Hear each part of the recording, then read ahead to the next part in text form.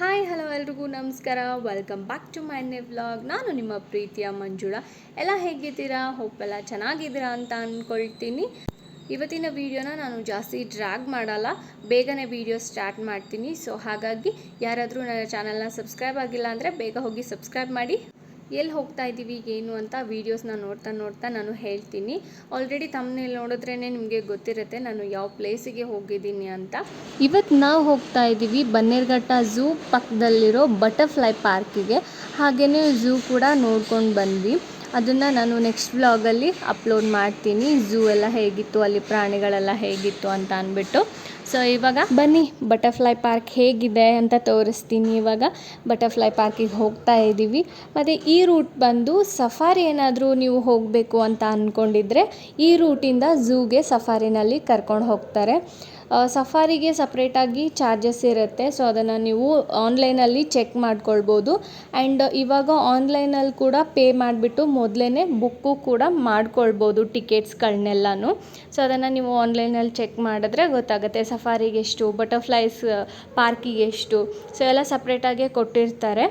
Butterfly park ಅಂದ ತಕ್ಷಣವೇ ನನಗೆ ಮೈಂಡಲ್ಲಿ ಬಂದಿದ್ದು ಏನಪ್ಪ ಅಂದರೆ ಬಟರ್ಫ್ಲೈಗಳು ಯಾವಾಗಲೂ ಹಾರ್ತಾನೆ ಇರುತ್ತೆ.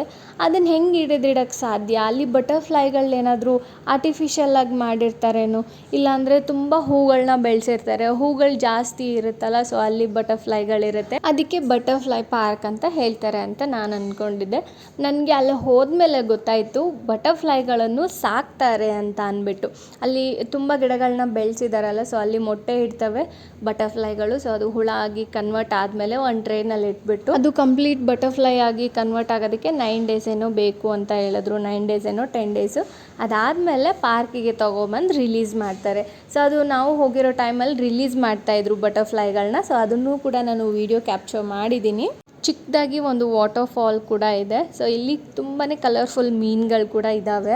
ನಾನು ಫಸ್ಟ್ ಟೈಮ್ ಇಷ್ಟೊಂದು ಹತ್ತಿರದಿಂದ ನೋಡಿರೋ ಮೀನುಗಳಂದರೆ ಇವೇನೆ. ತುಂಬ ಹತ್ತಿರದಿಂದ ನೋಡಿದ್ದೀನಿ. ಆ್ಯಂಡ್ ನಾನು ಇನ್ನೊಂದು ವೀಡಿಯೋ ಕ್ಯಾಪ್ಚರ್ ಮಾಡೋದು ಮರ್ತೋಗ್ಬಿಟ್ಟೆ. ಈ ವಾಟರ್ ಫಾಲ್ ಹತ್ರನೇ ಒಂದು ಎಂಟ್ರೆನ್ಸ್ ಇರುತ್ತೆ. ಸೊ ಅಲ್ಲಿ ಬಟರ್ಫ್ಲೈದು ಡೋರ್ನ ಆರ್ಟಿಫಿಷಿಯಲ್ ಆಗಿ ಸೇಮ್ ಬಟರ್ಫ್ಲೈ ಥರನೇ ಮಾಡಿದ್ದಾರೆ. ಸೊ ನಾವು ಹೋದಾಗ ರಿಲೀಸ್ ಮಾಡ್ತಾಯಿದ್ರು ಬಟರ್ಫ್ಲೈಗಳನ್ನ. ಸೊ ವೀಡಿಯೋ ಕ್ಯಾಪ್ಚರ್ ಮಾಡ್ಕೊಂಡಿದ್ದೆ. ಆ್ಯಂಡ್ ನನಗಂತೂ ತುಂಬಾ ಖುಷಿ ಆಯಿತು. ಬಟರ್ಫ್ಲೈ ಅಂದರೆ ಯಾರಿಗೆ ಇಷ್ಟ ಇಲ್ಲ ಹೇಳಿ? ಪ್ರತಿಯೊಬ್ಬರು ಬಟರ್ಫ್ಲೈನ ಇಷ್ಟಪಡ್ತಾರೆ. ಆ್ಯಂಡ್ ಅದರಲ್ಲೂ ಇಷ್ಟೊಂದು ಬಟರ್ಫ್ಲೈಗಳನ್ನ ನಾನು ಒಟ್ಟಿಗೆ ನೋಡಿದ್ದು ಊರಲ್ಲಿ ಅಲ್ಲೊಂದು ಇಲ್ಲೊಂದು ಆ ಥರ ಎಲ್ಲ ಬಟರ್ಫ್ಲೈಗಳನ್ನ ನೋಡಿದ್ದೆ. ಬಟ್ ಇಷ್ಟೊಂದು ಬಟರ್ಫ್ಲೈಗಳನ್ನ ಇದೇ ಫಸ್ಟ್ ಟೈಮ್ ನೋಡಿದ್ದು. ಹಾಗೆ ಮುಂದೆ ಹೋದರೆ ಬಟರ್ಫ್ಲೈದು ಒಂದು ಎಕ್ಸಿಬಿಷನ್ ಇದೆ. ಬಟರ್ಫ್ಲೈ ಲೈಫ್ ಸೈಕಲ್ ಹೇಗಿರುತ್ತೆ, ಅದು ಎಷ್ಟು ದಿನಕ್ಕೆ ಮೊಟ್ಟೆ ಇಡುತ್ತೆ, ಎಷ್ಟು ದಿನಕ್ಕೆ ಹುಳ ಥರ ಕನ್ವರ್ಟ್ ಆಗುತ್ತೆ, ಅದಾದಮೇಲೆ ಎಷ್ಟು ದಿವಸಕ್ಕೆ ಬಟರ್ಫ್ಲೈ ಆಗಿ ಕನ್ವರ್ಟ್ ಆಗುತ್ತೆ. ಸೊ ಎಲ್ಲ ಡೀಟೇಲ್ಸ್ಗಳನ್ನು ಅಲ್ಲಿಟ್ಟಿದ್ರು. ಆ್ಯಂಡ್ ಹಾಗೆಯೇ ತುಂಬ ಬಟರ್ಫ್ಲೈ ಕಲೆಕ್ಷನ್ಸ್ ಕೂಡ ಇತ್ತು ಅಲ್ಲಿ. ನಾವು ಚಿಕ್ಕವರಿದ್ದಾಗ ಚಿಕ್ಕ ಚಿಕ್ಕ ಹುಳಗಳು, ಲೈಟ್ ಹುಳ ಆ ಥರ ಎಲ್ಲ ಹೇಳ್ತಾ ಇದ್ವಿ ಅಲ್ಲ, ಸೊ ಆ ಥರ ಹುಳಗಳನ್ನೂ ಕೂಡ ಇಟ್ಟಿದ್ರು ಅಲ್ಲಿ.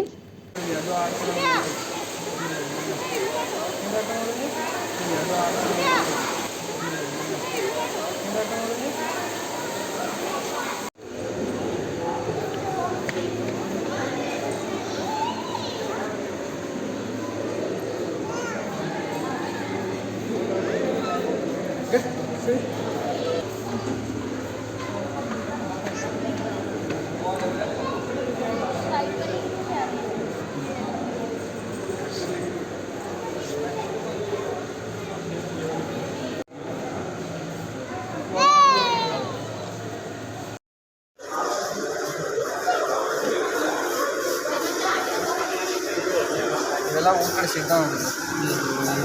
ಎಲ್ಲ ಊರ ಕಡೆ ಬರ್ತಾವೆ.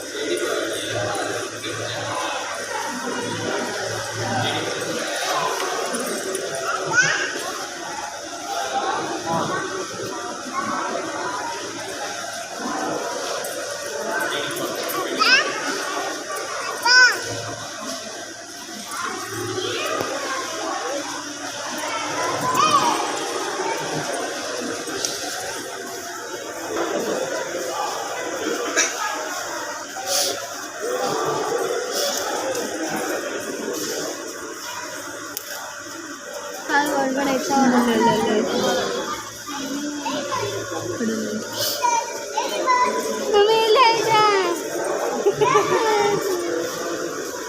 आए यहाँ से ले जाओ मिली पीस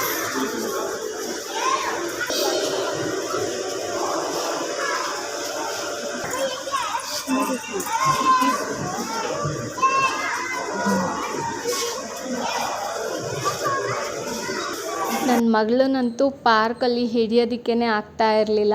ಬರೀ ಓಡೋಗ್ತಾ ಇದ್ಲು. ಎತ್ಕೊಂಡ್ರೂ ಎತ್ಕೊಳ್ಳೋಕ್ಕೂ ಬಿಡ್ತಾ ಇರಲಿಲ್ಲ. ಕಿರ್ಚಾಡ್ಕೊಂಡು ಓಡೋಗ್ತಾ ಇದ್ಲು ಬಟರ್ಫ್ಲೈಗಳನ್ನೆಲ್ಲ ಹಿಡಿಯೋದಕ್ಕೆ. ಆ್ಯಂಡ್ ಎಕ್ಸಿಬಿಷನ್ನಲ್ಲೂ ಅಷ್ಟೇ, ಅಲ್ಲಿ ಮಕ್ಕಳಿಗೆಲ್ಲ ಹಾಯ್ ಅಂತ ಅವ್ರ ಹಿಂದಿಂದನೇ ಓಡಾಡ್ತಾ ಇದ್ಲು. ಈ ಒಂದು ಎಕ್ಸಿಬಿಷನ್ ಹಾಲಲ್ಲಿ ಬಟರ್ಫ್ಲೈದು ಲೈಫ್ ಸೈಕಲ್ ಹೇಗಿರುತ್ತೆ ಅಂತ ಪಿಕ್ಚರ್ಸು ಮತ್ತು ವೀಡಿಯೋಸು ಹಾಕ್ತಾಯಿದ್ರು ಅಂತ ಅನಿಸುತ್ತೆ.